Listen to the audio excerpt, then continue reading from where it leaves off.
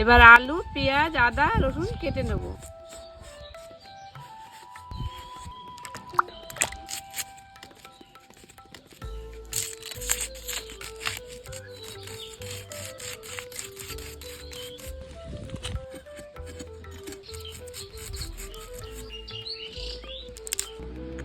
এবার রসুন, আদা বেটে নেব।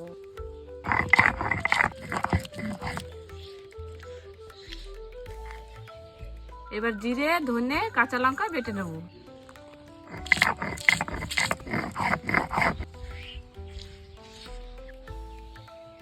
কড়াই গরম হয়ে গেছে, এবার আলু ভাজার জন্য সরষের তেল দিয়ে দেবো।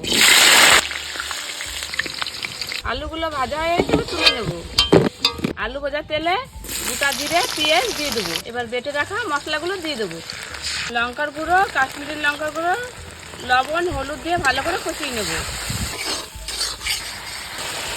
মশলা কষানো হয়ে গেছে, এবার মাংস, আলু দিয়ে দেবো। কষানো হয়ে গেছে, এবার জল দিয়ে দেবো।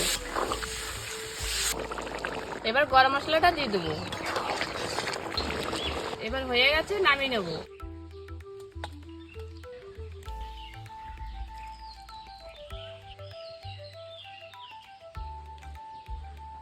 দারুণ হয়েছে, দারুণ।